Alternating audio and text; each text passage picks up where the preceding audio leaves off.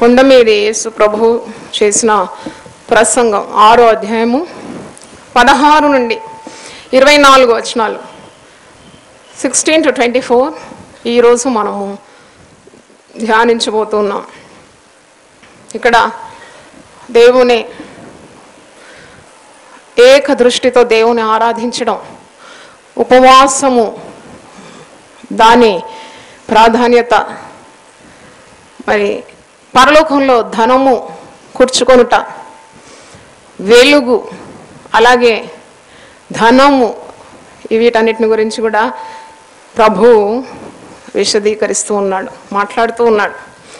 మీరు మత్తయి సువార్త 6:16 చూడండి. మీరు ఉపవాసము చేయనప్పుడు వేషధారుల వలె దుఃఖముఖులై ఉండకూడి, తాము ఉపవాసము చేయుచున్నట్టు మనుషులు కనబడవల్లని వారు తమ ముఖములను వికారము చేసుకొందురు. వారు తమ ఫలము పొంది ఉన్నారని నిశ్చయంగా మీతో చెప్పుచున్నాను.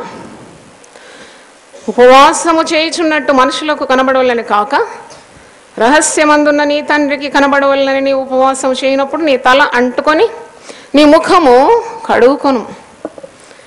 అప్పుడు రహస్యమందు చూచు నీ తండ్రి నీకు ప్రతిఫలం ఇచ్చు. ఈ మొదటి భాగంలో ఉపవాసం గురించి ఉంది. తర్వాత భాగంలో ధనం గురించి ఉంది. భూమి మీద మీ కొరకు ధనమును కూర్చుకొనవద్దు, ఇక్కడ చిమ్మెటయు తుప్పును తినివేయం, దొంగలు కన్నము వేసి దొంగిలిదరు. పరలోకమందు మీ కొరకు ధనమును కూర్చుకొనుడి, అచ్చటి చిమ్మెటైనను తుప్పైనను దాన్ని తినివేయదు. దొంగలు కన్నము వేసి దొంగిలరు. నీ ధనం ఎక్కడ ఉండునో అక్కడనే నీ హృదయము ఉండు. అలాగే కన్ను గురించి ఉంది.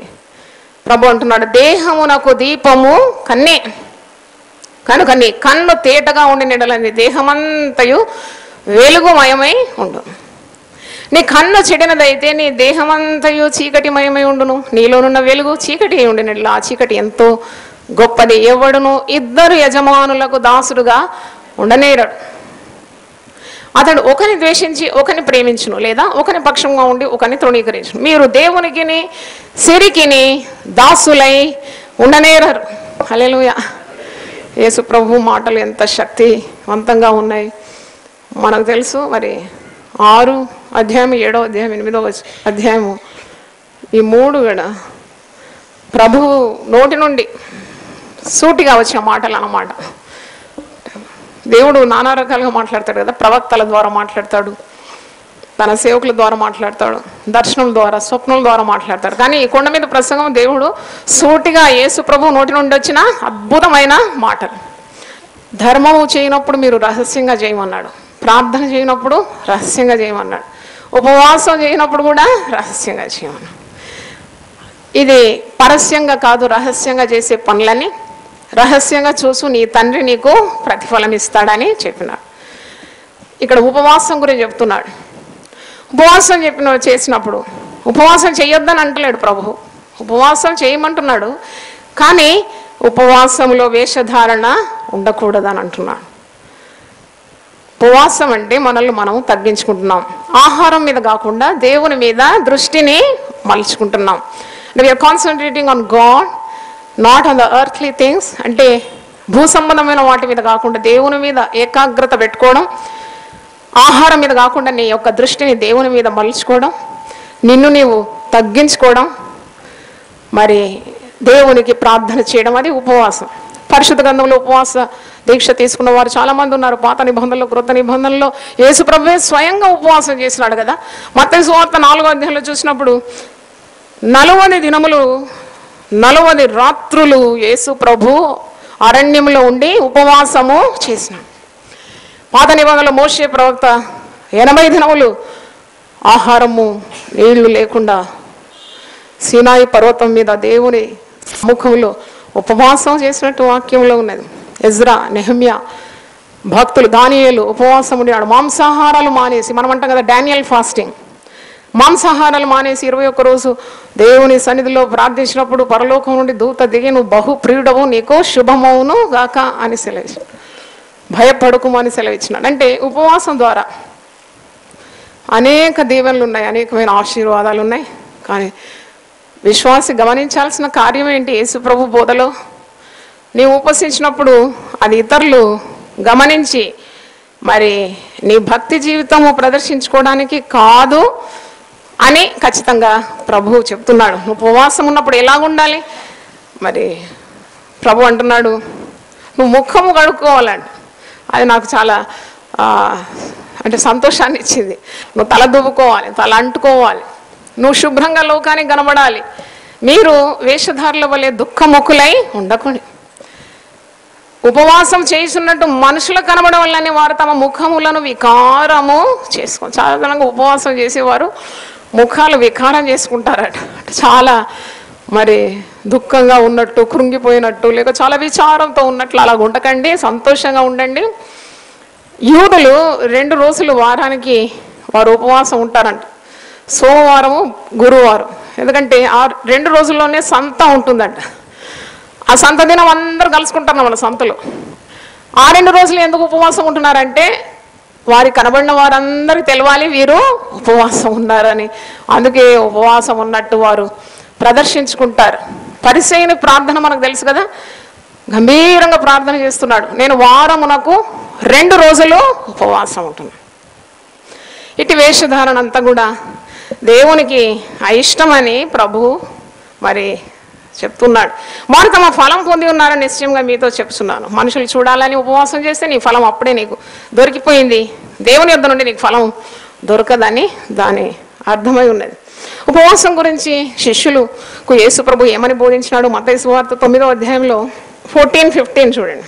అప్పుడు యోహాను శిష్యులు ఆయన ఎదుగు వచ్చి, పరిసయ్యులు మేమును తరచుగా ఉపవాసం చేయించున్నాం కానీ నీ శిష్యులు ఉపవాసం చేయరు, దీనికి హేతువేమని ఆయన అడగగా, మేము యోహాను బాప్తిసం ఇచ్చి యోహాను శిష్యులు ఉపవాసం ఉంటున్నారు కానీ నీ శిష్యులు ఎందుకు ఉపవాసం చేయడం లేదు అన్నప్పుడు యేసు ప్రభు అంటున్నాడు, యేసు పెండ్లి కుమారుడు తమతో కూడా ఉండు కాలమున పెండ్లి ఇంటి వారు దుఃఖపడగలరా? పెళ్లి కుమారుడు వారి యొద్ద నుండి కొనిపోబడు దినములు వచ్చును, అప్పుడు వారు ఉపవాసము చేతులు. అంటే ప్రభు ముందే చెప్పినాడు, శిష్యులు యేసుప్రభు వారితో ఉన్నప్పుడు వారు ఉపవాసం చేసే అవసరం లేదు, కానీ యేసుప్రభు మరి కొనిపోబడిన తర్వాత శరీరంతో వారితో లేడు కాబట్టి అప్పుడు వారు ఉపవాసము చేస్తారని ముందే యేసుప్రభు చెప్పినాడు. ఉపవాసం ఉండడానికి మరి పాత నిబంధనల యెషయా 58లో ఏ విధంగా ఉపవాసం ఉండాలి అని చాలా అద్భుతమైన అధ్యాయం ఇది. ఉపవాసం కొరకే ఉంది ఈ అధ్యాయము. యెషయా 58లో మీరు ఉపవాసం ఉన్నప్పుడు దేవునికి అనుకూలమైన ఉపవాసం ఉండాలి, దేవునికి ప్రీతికరమైన ఉపవాసం ఉండాలి. మీ ప్రార్థనలు దేవుడు అంగీకరించాలంటే మీరేం చేయాలి ఉపవాసం ఉన్నప్పుడు అని 58:6వ వచనంలో ఇలా ఉంది, దుర్మార్గులు కట్టిన కట్లను విప్పుటయు, కాడిమాను మేకులు తీయుటయు, బాధింపబడిన వారిని విడిపించటయు, ప్రతి కాడిని విరగొట్టుటయు నేనేర్పరచుకొనిన ఉపవాసము కదా. అంటే దైవ కార్యాలయంలో ఆసక్తి కలిగి, అంటే దేవుని మీద ప్రేమ తోటి ప్రజల మీద మరి భారము, వారి గురించి ఉన్న శ్రద్ధతో నువ్వు ఉపవాసం చేయాలి, స్వార్థంతో చేయకూడదని దాని అర్థమై ఉన్నది. అంటే దేవుడు ఎప్పుడు కూడా దైవ కార్యాల మీద ఆసక్తి గల వారిని దేవుడు తప్పకుండా వారి మనవులు వారి వేడుకొనక మునిపే దేవుడు అనుగ్రహిస్తాడు. కనుక ఇక్కడ యెషయా 58లో నేను లెక్క పెడితే దాదాపు 19-20 ఆశీర్వాదాలు. ఉపవాసం చేస్తే ఏమేమి లభిస్తుంది? స్వస్థత నీకు శీఘ్రంగా లభిస్తుంది, నీ వెలుగు వేకువ చుక్కవలే ఉదయిస్తుంది. 8వ వచనం చూడండి, నీ నీతి నీ ముందర నడుస్తుంది, నువ్వు పిలువగా యెహోవా ఉత్తరం ఇస్తాడు, నువ్వు మొరపెట్టగా ఆయన నేనున్నానంటాడు, నువ్వు నీరు కట్టిన తోట వలె ఉంటావని 11లో ఎప్పుడు నువ్వు ఉబుకుచుండు నీటి ఊట వలె ఉంటావు. ఇంకా ఎన్నెన్నెన్నో ఆశీర్వాదాలు మీరు చదవగలరు. So many blessings, nearly 20 blessings when you fast and pray. యూదులు ఒలీవ నూనెతో వారి తలను అంటుకుంటారట. అంటే తల అంటుకోవాలి, గజిబిజిగా చిందరవందరగా మరి నువ్వు లోకానికి కనబడకూడదు, చాలా చక్కగా దేవునికి మరి లోకానికి నువ్వు కనబడాలి. నీ తల అంటుకోవాలి, నీ ముఖము కడుగుకోవాలి, అలాగ నువ్వు ఉండాలి. అంటే లోకం కాదు నేను గమనించాల్సింది, లోకం దగ్గర నీకు దీవెన ఇవ్వడానికి ఏమీ లేదు, దేవుడే నిన్ను దీవిస్తాడు. రహస్యమందు చూచు నీ తండ్రి నీకు ప్రతిఫలం ఇవ్వాలని ఆ జ్ఞానం నీకు ఉండాలి. కనుక ఉపవసించినప్పుడు నువ్వు ప్రకటించే అవసరం లేదు. పాత నిబంధనలు యోవేలు గ్రంథంలో ఉంది. మరి పాత నిబంధనలు ఉపవాసం ఎలా చేసేదంటే వారు తల మీద బూడిద జల్లుకునేది, బూడిదలో కూర్చునేది, వస్త్రాలు ఏం చేసేది చింపుకునేది, పశ్చాత్తాపానికి సూచన. యోవేలు గ్రంథం 2వ అధ్యాయంలో మీ వస్త్రములు కాదు, మీరు ఏం చేయాలి, మీ హృదయాలను చింపుకోవాలి. ఆహారం మీద కాకుండా దేవుని మీద ఉన్న ఏకాగ్రతతో ప్రార్థన చేయడం, అప్పుడు దైవ శక్తిని నువ్వు పొందుకుంటావు, దేవుని ఆశీర్వాదాలు నువ్వు పొందుకుంటావు అని యేసు ప్రభు ఇలాగూ బోధిస్తూ ఉన్నాడు. 19 చూడండి, భూమి మీద మీ కొరకు ధనమును కూర్చుకునవద్దు. యేసు ప్రభు ధనం గురించి మాట్లాడినప్పుడు సువార్తల్లో అనేక పర్యాయాలు మనం చూసినాం. మరి ఒక వెర్రివాడైన ధనవంతుడు ఏ విధంగా తన పంటను సమకూర్చుకొని కొట్లన్నీ విప్పి కట్టుకొని పంటంతా సమకూర్చుకొని తన ప్రాణంతో అంటున్నాడు, తిను త్రాగు నీవు సుఖించు. అంటే అట్టివాని దేవుడు వెర్రివాడని సంబోధిస్తున్నాడు. దేవుడు లేని ధనవంతుడు కేవలము వెర్రివాడని ప్రభు బోధించినాడు. కనుక ఒకడు లోకమంతా సంపాదించుకొని తన ఆత్మను పోగొట్టుకుంటే వాని వలన ఏమీ ప్రయోజనం అని చెప్పినాడు. అంటే ధనం కాదు. మరి దేవుడు ధనము ఉండకూడదని అనడం లేదు. యేసు ప్రభు ఇలాగ బోధించలేదు, నువ్వు ధనం నీ దగ్గర ఉండకూడదు, నువ్వు గొప్పవానిగా ఈ లోకంలో ఉండకూడదని కాదు. కానీ ధనానికంటే ఎక్కువగా నీకు ఎవరి మీద శ్రద్ధ ఉండాలి? దేవుని మీద గురి కలిగి ఉండాలి. సదాకాలము దేవుని మీద నీకు గురి కలిగి ఉండాలని అర్థం. భూమి మీద మీకు ధనము కూర్చుకోవాలి, ఇక్కడ చిమెట్టయు తుప్పయు తినివే. అంటే ఇది అశాశ్వతమైన లోకం కదా, నువ్వు ఎంత సమకూర్చుకున్నా అంతా అనుభవించలేవు కదా. పరిశుద్ధ గ్రంథంలో ఒక మాట ఉంది కదా, నేత్రాశ, లోకాశలు, శరీరాశలు, జీవపు డంబము ఇవన్నీ కూడా గతించిపోతుందంట. God should walk before you. నీ దేవుడిని యెహోవా నీ ముందర నడవాలి. డబ్బును ముందు పెట్టుకొని కాదు మనం బ్రతకడం. మన అవసరతలన్నీ దేవుడే తీర్చుకుంటాడు. దేవుని వెతుకుతున్నావు, దేవుడు ప్రతి అక్కర తీరుస్తున్నాడు. మత్తయి 6:33 అదే మాట ఇక్కడ ఇదే అధ్యాయంలో ఉంది కదా 33లో. కాబట్టి మీరు ఆయన రాజ్యమును నీతిని మొదట వెతుకుడి, అప్పుడు అవన్నీ మీకు అనుగ్రహం. అవన్నీ అంటే మీ అవసరతలన్నీ కూడా దేవుని తెలుసు. రేపటి గురించి ఉన్న భయమే ఉంటుంది వాళ్ళు. రేపేమవుతుందో అది నువ్వు ఆలోచించే అవసరం లేదు. ఇది యెహోవా ఏర్పాటు చేసిన దినము, దీని అందు నువ్వేం చేయాలి? సంతోషించాలి. రేపు ఎవరి వశంలో ఉంది? దేవుని వశంలో ఉంది. కాబట్టి రేపటి గురించి నువ్వు చింతించే అవసరం లేదు. రేపటి దినము దాని సంగతులను గురించి చింతించు. ఏనాటి కీడు ఆనాటికి చాలు అన్నట్టు సోమరిగా ఉండి ఏ శ్రద్ధ లేకుండా ఉన్న జీవితాలు కాదు యేసు ప్రభు బోధించేది.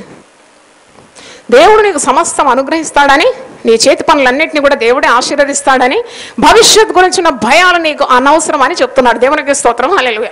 అర్థమైతే చప్పట్లు కొట్టి దేవుని స్తుతిద్దాం. హల్లెలూయా. రేపటి గురించి అవసరం లేదు కదా చింతించేదని ఇక్కడ చేతులు కట్టుకొని ఏ పని చేయకుండా సోమరిగా ఉండడము కాదు దేవుని చిత్తం. నువ్వు ప్రయాసపడు, నువ్వు శ్రమించు, కానీ చింత మాను. దేవుని కలిగి బ్రతుకు. దేవుడు నీకు పాలుగా స్వాస్థ్యంగా ఉంటాడు. భవిష్యత్ గురించిన భయము నీకు అవసరం లేదని ప్రభువు బోధిస్తూ ఉన్నాడు. ఇక్కడ ధనము కూర్చుకునే గురించి ప్రభు ఏమంటున్నాడు? 20వ వచనంలో మాథ్యూ 6:20, పరలోకమందు మీ కొరకు ధనము కూర్చుకొనుడి, అచ్చట చిమ్మెటైనను తుప్పైనను దాన్ని తినివేయదు, దొంగలు కన్నం వేసి దొంగిలరు.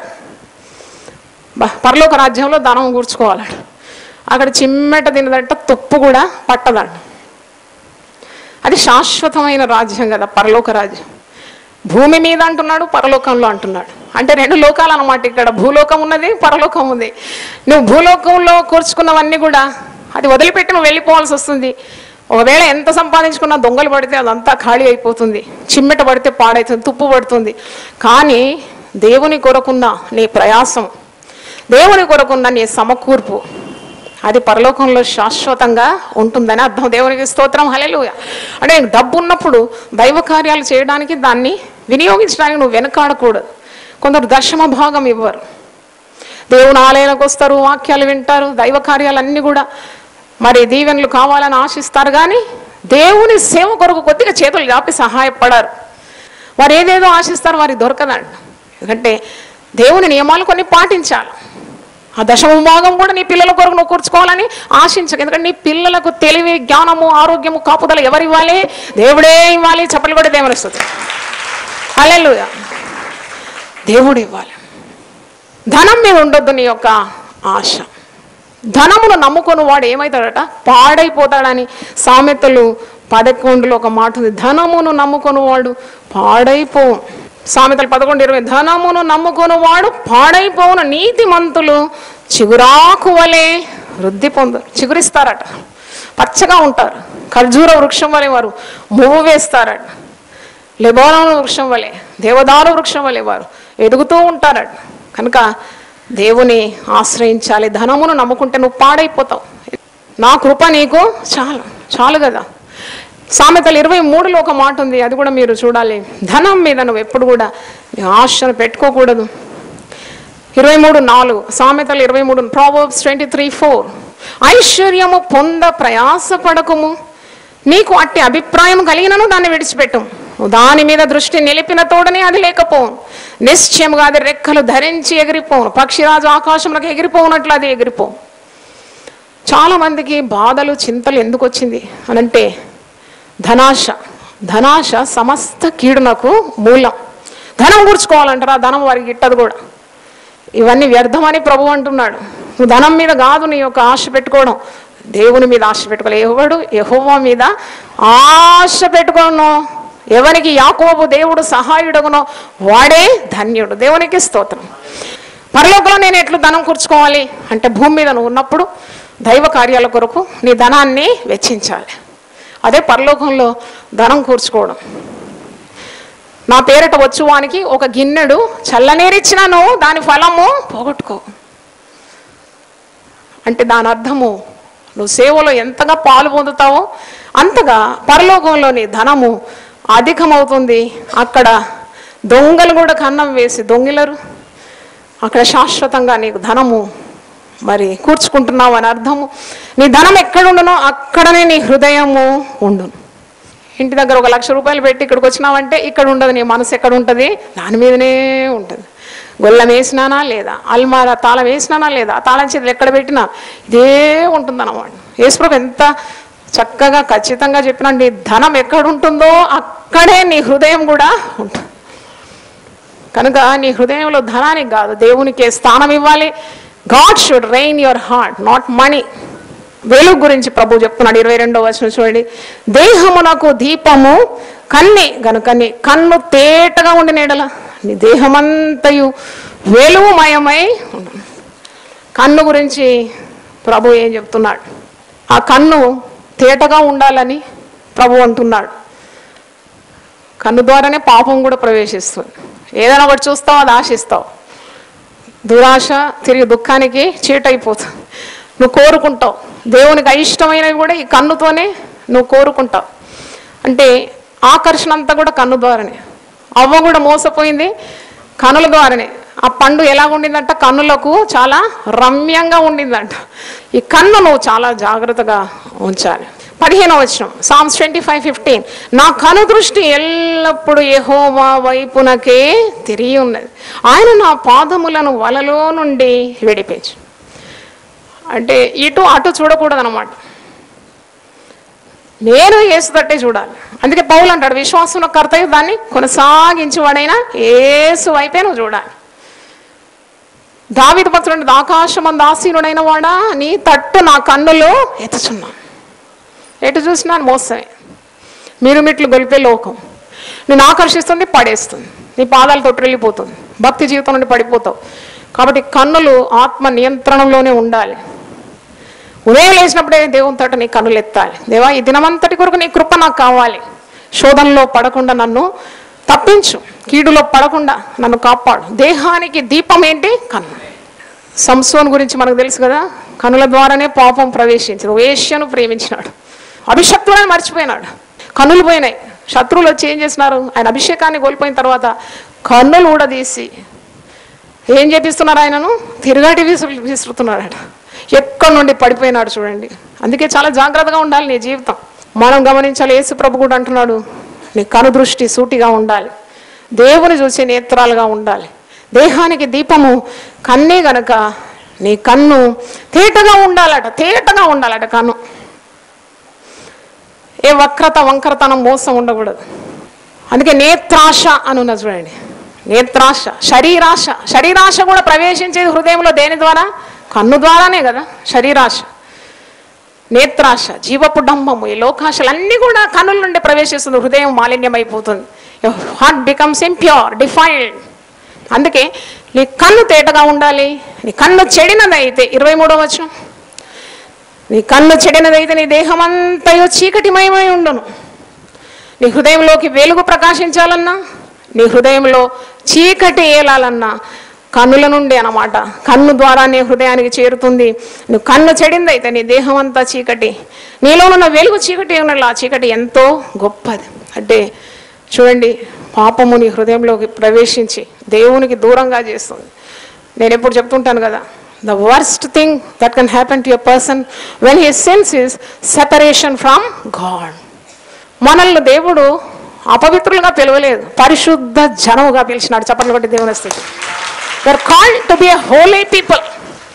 పరిశుద్ధ జనంగా, చీకటి నుండి అంధకారం నుండి ఆశ్చర్యకరమైన వెలుగులోకి నడిపించిన వాని గుణాతిశయములను ప్రచురము చేయుటకు మనల్ని పరిశుద్ధ జనంగా, ఆయన సొత్తైన ప్రజలుగా, ఏర్పరచబడిన వంశంగా, రాజులైన యాజక సమూహం. హల్లెలూయా గట్టిగా చెప్దామా? we are special people. we are purchased with a great price, that is the blood of Jesus. యేసు రక్తం చేత కొనబడిన జనమై ఉన్నాం. we cannot sin. అంటే ఏదో నీకు ఆకర్షణ చేసిన పాపంలో పడిపోవడం వీలుగా, పరిశుద్ధాత్మని స్వరం నువ్వు వినాలి. ఆత్మదేవుడు ఎప్పుడు నీకు హెచ్చరిస్తూ ఉంటాడు, బిడ్డ ఆ ద్వారి వద్దు, ఇది ఇటు, అటుపోకు, ఇటు సూటిగా నడువు, వద్దు నీకు ఇది అని చెప్పేదంతా కూడా whispering of the Holy Spirit. Hallelujah. కీర్తనలో ఉంది, 86వ కీర్తనలో 11వ వచనం, 86:11, యెహోవా నేను నీ సత్యమును అనుసరించి నడుచుకున్నట్లు నీ మార్గమును నాకు బోధింపుము, నీ నామమునకు భయపడునట్లు నా హృదయమునకు ఏక దృష్టి కలగజేయు. హల్లెలూయా. నీ నామానికి నేను భయపడాలయ్యా. దేవుడు అంటే నాకు భయం ఉండాలి. పాపం అంత అల్లాటప్పగా నేను చేయకూడదు. 24వ వచనం చూడండి, ఎవడును ఇద్దరు యజమానులకు దాసుడుగా ఉండనేరాడు. No man can serve two masters. No man can serve two masters. నువ్వు ధనం కావాలి, దేవుడు కావాలి, లోకం కావాలి, దేవుడు కావాలి, అది కావాలి, ఇది కావాలి. చాలామంది ఇలాగ అనుకుంటారు. నువ్వు ఒకటి వదిలిపెడితేనే నువ్వు ఒకటి పొందుకుంటావు, లోకం వదిలిపెడితేనే నువ్వు దేవుని పొందుకుంటావు. అందుకే దేవుణ్ణి, ధనాన్ని నీవు రెండుని కూడా నువ్వు అనుకరిస్తానంటే వీలు కాదు. ఇద్దరిని యజమానులు నీకు ఉండరాదు. ఒకరిని ప్రేమిస్తావు, ఒకరిని ద్వేషిస్తావు. ఇద్దరు యజమానులకు దాసుడుగా నువ్వు ఉండలేవు. లోకం కావాలి, దేవుడు కావాలి, లోకం కావాలి, భక్తి జీవితం కావాలి, అటు కావాలి, ఇటు కావాలి. కొందరు అంటారు కదా, లోక జ్ఞానం కూడా ఉండాలి సిస్టర్ అంటే, నువ్వు నాకు బోధించాలి. దీన్ని మించిన జ్ఞానం ఎక్కడుంది? దేవుని స్తోత్రం, హల్లెలూయా. ఇది ఈ లోక జ్ఞానం, పరలోక జ్ఞానం అంతా జ్ఞానమే కదా. ప్రతి మాట కూడా జ్ఞానమే. ద్విమనస్కులను యెహోవా ద్వేషించు. 113th verse, 119, 113వ వచనం, ద్విమనస్కులను నేను ద్వేషించుచున్నాను, నీ ధర్మశాస్త్రము నాకు ప్రీతికరం, నేను నా ఇంటి వారమైతే మేము యెహోవాను సేవిస్తాం. ఇంత మంచి నిర్ణయం అండి. అటు ఇటు కాలు పెట్టుకొని ఉండకూడదు అనమాట. ఇద్దరు యజమానులకు నువ్వు దాసుడుగా ఉండలేవు అని ప్రభు ఖచ్చితంగా బోధిస్తున్నాడు. యాకోబు పత్రికలో ఉంది 4వ అధ్యాయము 4 చూడండి, జేమ్స్ 4:4, వ్యభిచారులారా ఈ లోక స్నేహము దేవునితో వైరమని మీరు ఎరగరా? ఈ లోకాన్ని నువ్వు ప్రేమిస్తే దేవునికి శత్రువు అయిపోతావు కదా. వ్యభిచారులారా ఈ లోక స్నేహము దేవునితో వైరమని మీరు ఎరగరా? కాబట్టి ఎవడు ఈ లోకంతో స్నేహము చేయగోరును వాడు దేవునికి శత్రువు. అది సహజమే, లోకంలోనే ఉన్నాం కదా, లోకంలోనే ఉండు, కానీ దేవుని కలిగి ఉండు. లోకము నీలోకి ప్రవేశింప నీయకూడదు. దేవుని స్తోత్రం, హల్లెలూయా. అందుకే ఇక్కడ ప్రభు అంటున్నాడు, నువ్వు ఇద్దరు యజమానులకు మరి దాసుడుగా ఉండలేవు. ఒకరిని ద్వేషిస్తావు, మరి ఒకరికి నువ్వు ప్రేమిస్తావు కదా. దేవునికి నీ సిరికి దేవునికి నీ సిరికిని మీరు దాసులుగా ఉండనేరు. ఒకటి, ఉపవాసం చేయనప్పుడు వేషధారుల వలె ఉండకూడదు. నీ ప్రార్థన మనుషులు వినడానికి కాదు, రహస్యం అందు చూసి నీ తండ్రి నీకు ప్రతిఫలం ఇస్తాడు. తర్వాత ధనము నువ్వు ఎక్కడ కూర్చుకోవాలి? దైవ కార్యాలు చేయడానికి నీకు దేవుడు ఇచ్చిన ఆస్తిని వాడుకోవాలి. ఎవడు ఇద్దరు యజమానులకు దాసుడై ఉండలేడు. దేహానికి దీపం కన్ను గనుక నీ కన్ను సూటిగా ఉండాలి. అంటే అంత ఆత్మ నింపుదల విశ్వాసి కావాలని ప్రభు బోధిస్తున్నాడు. తలలు వంచండి, ప్రార్థన చేసుకుందాం. హల్లెలూయా. స్తోత్రం స్తోత్రం స్తోత్రం స్తోత్రం ప్రభువా. కొండ మీద ప్రసంగం ద్వారా మా జీవితాలను సక్రమంగా నడిపిస్తున్నందుకు, సరి చేస్తున్నందుకు వందనాలు చెల్లిస్తున్నాము. మాకు అన్ను అటు ఇటు చూడడానికి కాదు, సూటిగా నిన్నే చూసి నేత్రాలు మాకు దయచేయండి. ఎవరినో ఇద్దరు యజమానులకు దాసులుగా ఉండలేరని కూడా మాకు బోధించినావు. మీరు మాకు ఇచ్చిన ధనాన్ని మేము వాడాలని కూడా మీరు మాకు బోధించినారు. ఆయన దేవుని రాజ్యము నీతిని వెతికినట్లయితే కావలసినవన్నీ కూడా దేవుడు అనుగ్రహిస్తాడనే విశ్వాసం ప్రతి ఒక్కరికి మీరు దయచేయండి. ఈ బోధలన్నిటి కొరకు కూడా నీకు వందనాలు చెల్లిస్తున్నాం. నీకు అంగీకారమైన సత్ప్రవర్తన మాకందరికి కూడా మీరు దయచేయమని, మరి వచ్చిన బిడ్డలందరినీ దీవించి టీవీ ద్వారా దేవుని వాక్యం వింటున్న వారిని కూడా మీరు ఆశీర్వదించండి. ప్రతి కుటుంబాన్ని ఆశీర్వదించమని, వారి ప్రయత్నాలన్నీ కూడా సఫలపరచమని యేసు పరిశుద్ధ నామములో అడిగి వేడుకుంటున్నాను తండ్రి. ఆమేన్. తండ్రి అయిన దేవుని ప్రేమ, యేసు క్రీస్తు కృప, పరిశుద్ధాత్మ సహవాసం మనందరికీ సదాకాలం తోడుగా ఉండునుగాక. హల్లెలూయా.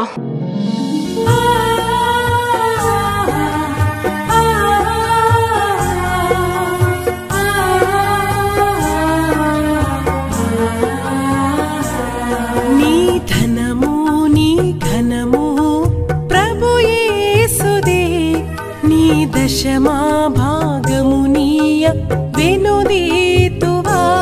నీ ధనము నీ ఘనము ప్రభు యేసుదే, నీ దశమా భాగము నీయ వెనుదీతువా. ధరలోన ధనధాన్యముల నీయగా కరుణించి కాపాడి రక్షింపగా. ధరలోన ధనధాన్యముల నీయగా కరుణించి కాపాడి రక్షింపగా. పరలోకనాదుండు నీకీయగా మరి యేసు కొరకీయ వెనుదీతువా. పరలోకనాదుండు నీకీయగా మరి యేసు కొరకీయ వెనుదీతువా. నీ ధనము నీ ఘనము ప్రభు యేసుదే, నీ దశమా భాగము నీయ వెనుదీతువా. పాడి పంటలు ప్రభువు నీకీయగా కూడు గుట్టలు నీకు దయచేయగా.